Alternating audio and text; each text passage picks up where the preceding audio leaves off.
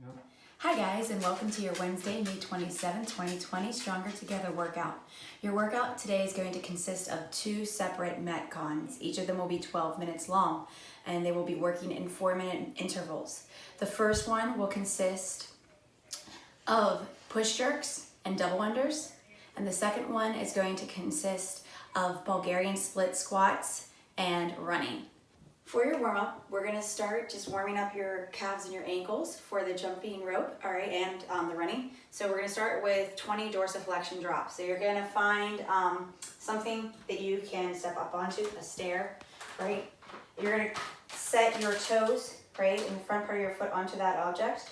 And then from here, you're going to drive up onto your toes and then let your heels drive down, all right? And you're going to do 20 of these.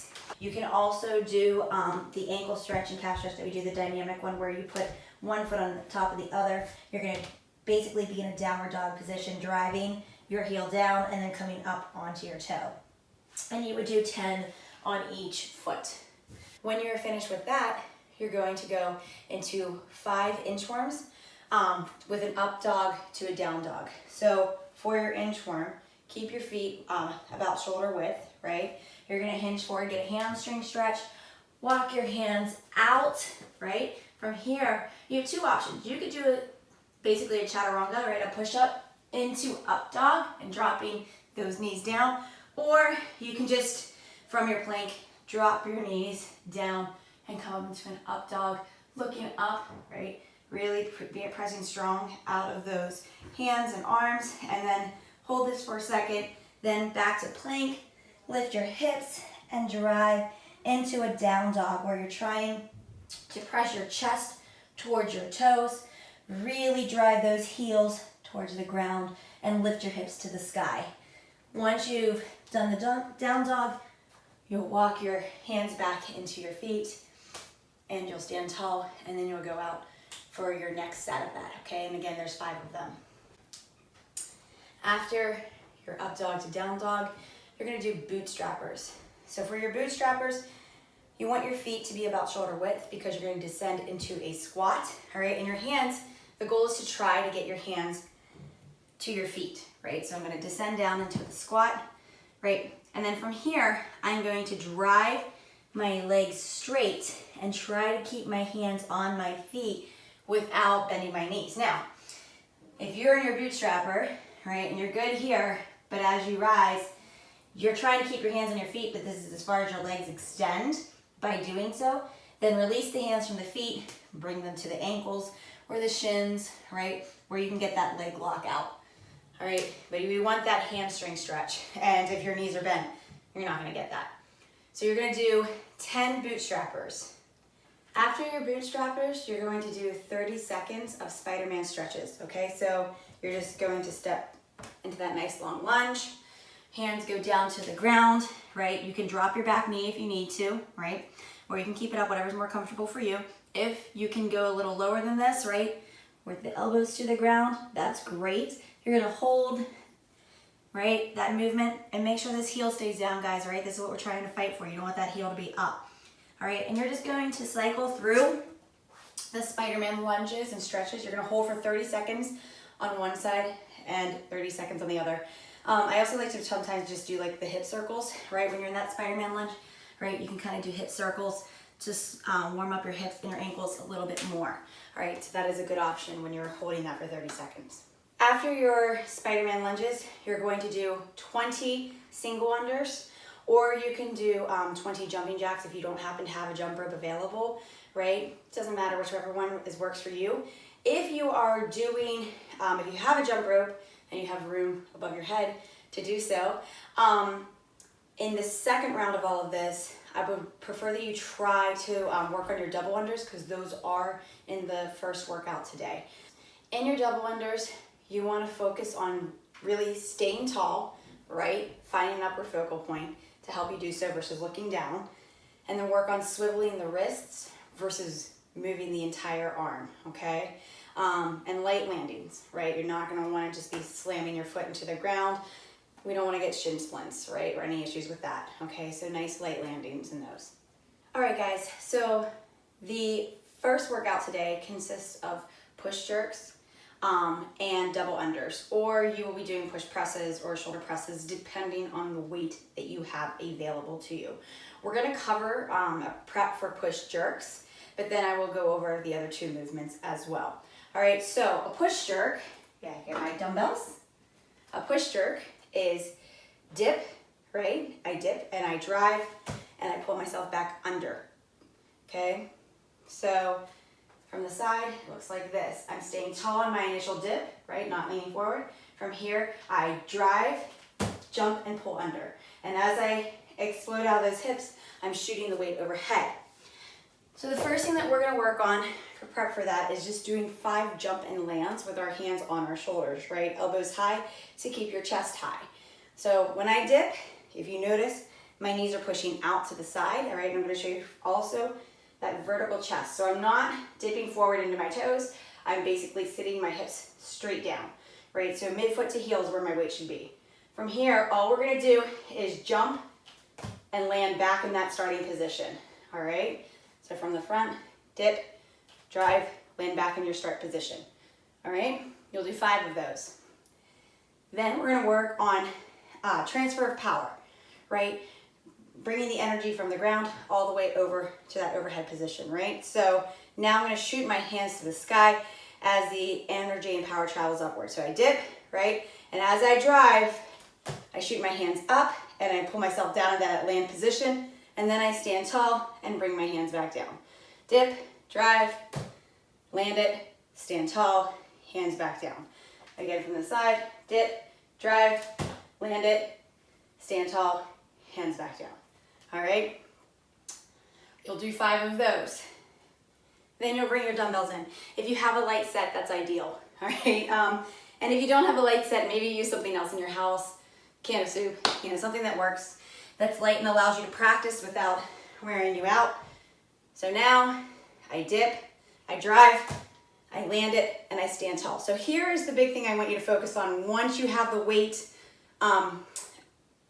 on your hands here, right, is when I get into that overhead position, I want to think about in that landing, keeping my arms close to my ears versus letting them drift away. You don't want the weight to control this movement for you. So you don't want to, even when you're resetting, you don't want to be trying to fight too hard to keep that weight close, right? So dip, drive, pull under, stand tall. Right here, you should still be able to bring the dumbbells pretty much straight down. All right, if you have kettlebells, the only thing I would recommend here with a kettlebell is setting the base, that bottom of the kettlebell, on your shoulder versus trying to bring it down and around too much. It can kind of tweak your arm if you're not careful. If you've practiced with this a lot, then obviously, if you feel more comfortable going into that position, you can do so. But if you're just new to that, keep just the base of the kettlebell on your shoulder when you come back down, all right? So you'll do 5 reps of all of that, and then you'll do a quick build up. All right, so in your workout today, the first workout is going to be 3 rounds. For every 4 minutes, you're going to do 10 push jerks and then 80 double unders, all right? So if the 10 push jerks are extremely easy with the weight that you have, right? This should be pretty challenging to get through the 10. That's the goal that we want, okay? So if it's really easy, you have 2 other options. We would prefer that you either go to push presses, which is dipping, that initial dip from the push jerk, but now you're just driving the legs straight, or you can just do a strict shoulder press. But we want the 10 reps to be challenging, all right? We don't want it to be very easy. Now, if you have your double unders down, obviously do your 80 double unders. You have the option of doing singles. If you have a rope and you have space to do singles, okay? Another option would be to do lateral jump overs if you don't have a rope or space, right, to jump overhead, right? You could just do lateral jump overs over an object, working on landing light, okay? If that is not available to you, which it should be because you are doing some sort of push jerks, but if you happen to be doing all of this without something, or the lateral jumps bother you in any way, you could go to either jumping jacks, but again, if the jumping bothers you, that might not be an option, or do mountain climbers, right? You could do mountain climbers. So you could do 80 of those. So you have a couple options, and if none of those are viable for you, talk to one of the coaches, reach out to us, or if there's a coach for your class, and get some guidance on alternate movements for that workout. All right, guys, so after your first workout, you're going to rest about 3 minutes before starting the second part of the workout. The second part of the workout is, again, another interval of 4 minutes, 3 rounds, 4 minutes each interval. But now you're going to be doing Bulgarian split squats and a 200-meter run. And again, talk to your coaches if you need another option for running. We should have this pretty much set out by now. But for your Bulgarian split squats, we have done these before unweighted. Today we're going to do them weighted, provided that you can maintain your form here, okay? So for a weighted Bulgarian split squat, I recommend trying these first, all right, before you do this workout, to see what your option is for helping you stay in control of this movement, because it is challenging, all right? So you would have your dumbbells in hand. One foot travels back onto an object. So I have a plyo ball here, right? You could use a chair, anything like that. The more stable the object, obviously, the better. This is a little less stable. So the top of your foot is going to go onto that object, but you want to make sure, this is the big thing, making sure that this front foot is far enough away from whatever object you're using to balance your back foot on so that you can sit straight down. What you don't want to have happen is you don't want to have this knee go really far forward of your toes where your heel is coming up, right? You want to basically be able to sit straight down. So I get my back foot planted on whatever object I'm using here, right? And from here, I'm going to get myself secure, and then I'm going to sit straight down and then drive up, right? And again, straight down and driving up, all right? You'll do 8 on one side, then you'll do 8 on the other side.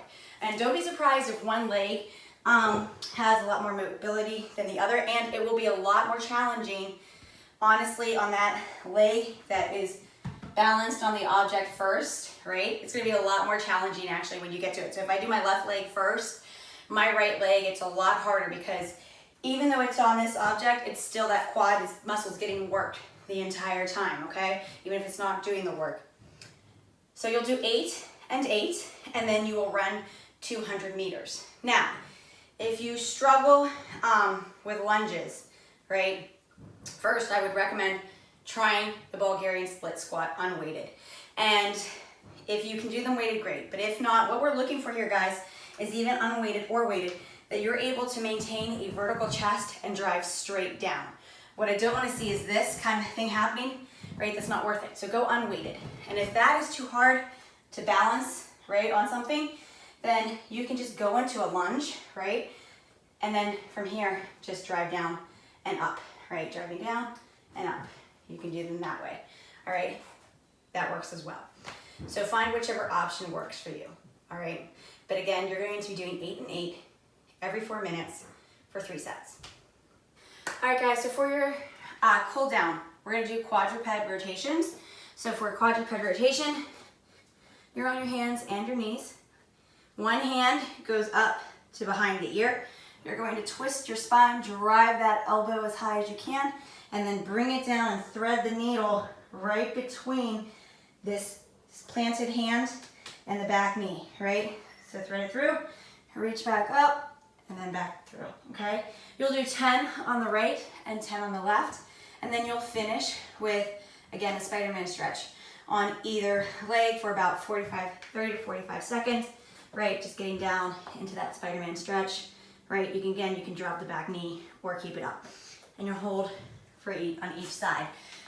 You should do 2 rounds of that, honestly, just to help you loosen up again after that workout and cool down, okay? But we hope you like the workout. If you have any questions, let us know, and we will be happy to answer any questions you have. We hope you have a fun time in class and doing this workout. Take care, guys.